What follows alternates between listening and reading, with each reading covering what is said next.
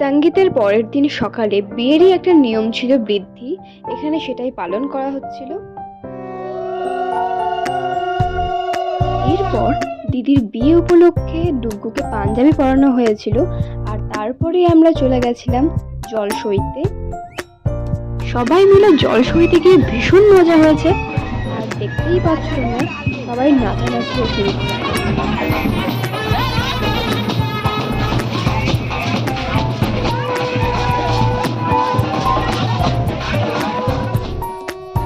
জল সইতে যাওয়ার পরে দিদির গায়ে হলুদের পর্ব শুরু হয়ে গেছিল। এখানে সবাই একে একে হলুদ মাখাচ্ছিল। গায়ে হলুদের পরে সবাই একে একে বরণ করছিল। এখানে আমার মা বরণ করছে।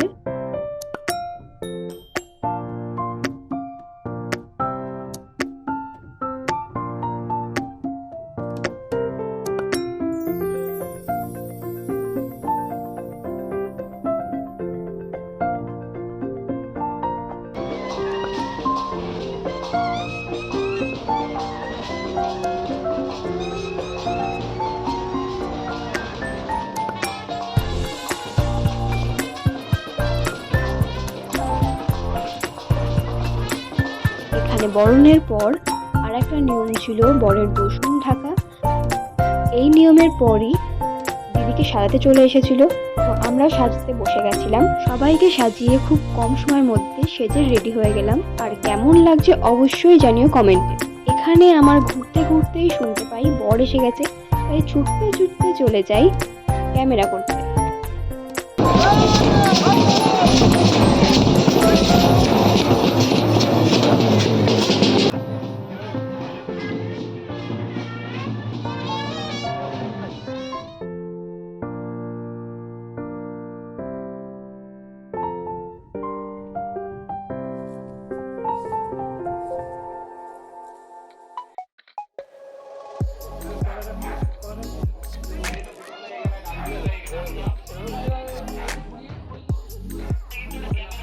এখানে বর জুতো খুলতেই আমরা জুতো চুরি করে নিই।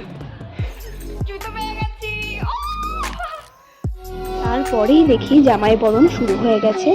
আমার পিসুমণি, আমার মা, বম্মা, আরও সবাই ছিল, আরও পিসিরা ছিল, বৌদি ভাইও ছিল, সবাই মিলে জামাই বরণ করছিল।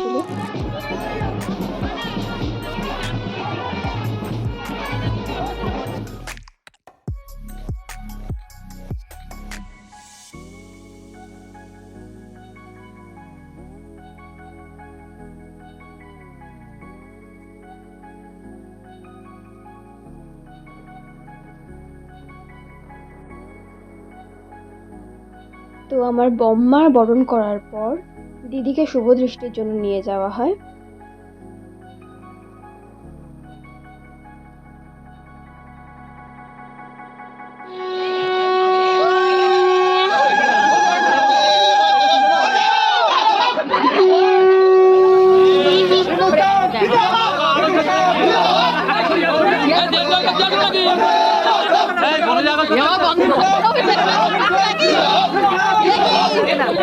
তুমি ঘর বসাও।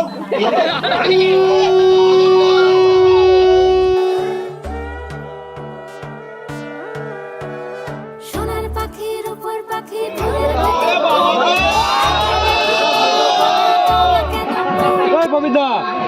মালা বদলের পর বর বড় না বউ বড় সেটা দেখা হবে। তারপর বিয়ে নানা রকম নিয়মগুলো হলো।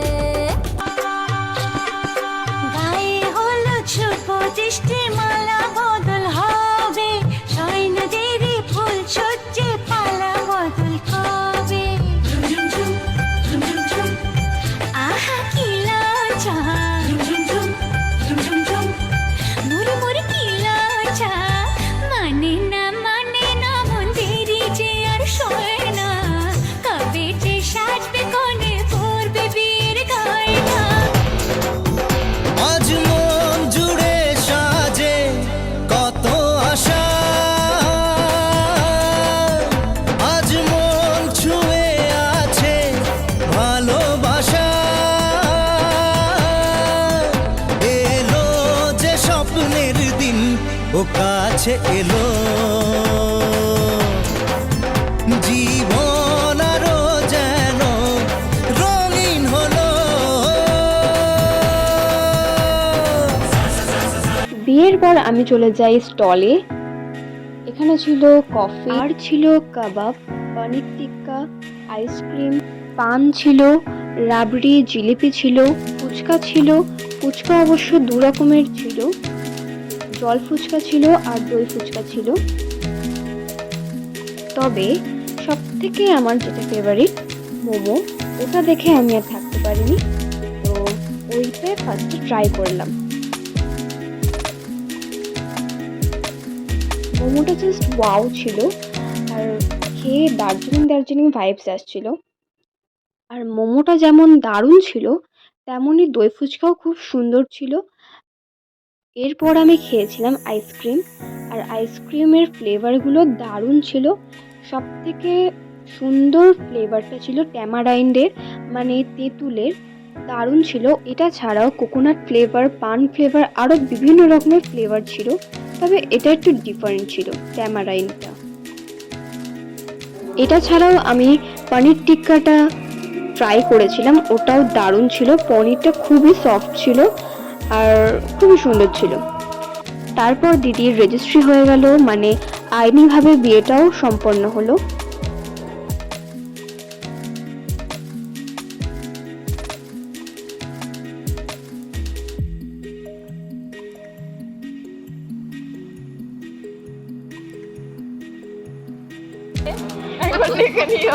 সবাই যে যার মতন গল্প করছে করছে আর ও দেখো ফিনিশ, আমাদের এখনো উঠিনি, ওর সব শেষ।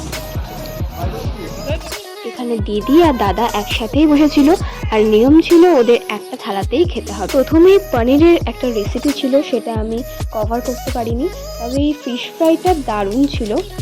আর তারপরেই ছিল মাটন বিরিয়ানি, দেখতেই পাচ্ছ খুবই সুন্দর আর খেতেও দারুণ ছিল। তার সাথে ছিল চিকেন চাপ, যা দারুণ ছিল। তো তোমাদের সাথে এই মেন কোর্সগুলোই শেয়ার করলাম। এর সাথে চাটনি পাঁপড় ছিল আর ডেজার্টে মিষ্টি ছিল। এবার চলে আসি ডেকোরেশনে।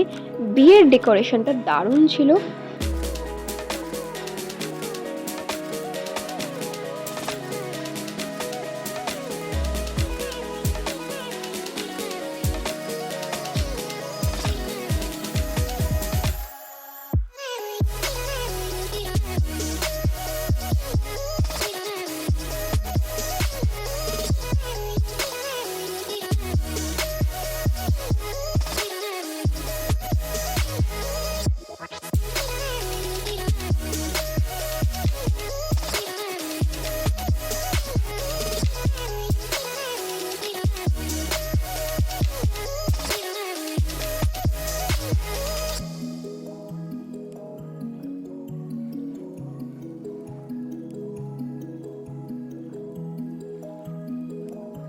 এখানে আমরা দেখছিলাম পান সাজানো, যেটা খুব দারুণ লাগছিল, তো তোমাদের সাথে শেয়ার করলাম।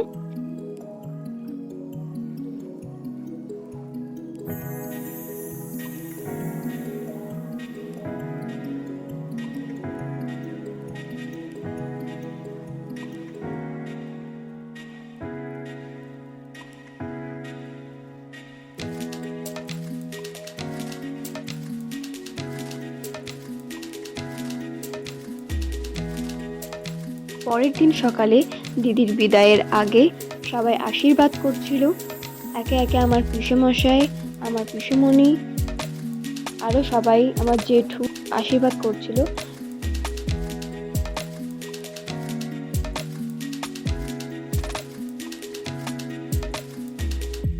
তারপর আমার ঠাম্মা, বৌদি ভাই এবং সবার শেষে পিসেমণি মানে দিদির মা আশীর্বাদ করলো।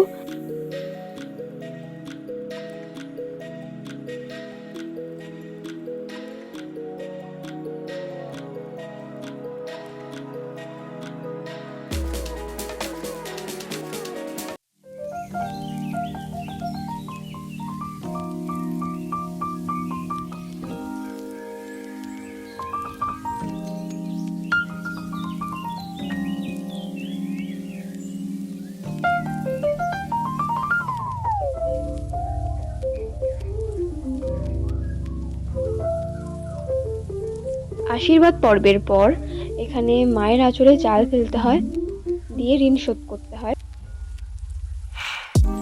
সব নিয়ম কানুনের পর দাদাকে তো সহজে ছাড়া যাবে না। আগেই বলেছি আমরা জুতো লুকিয়ে রেখেছি, তো জুতো পাওয়ার জন্য টাকা তো দিতেই হবে।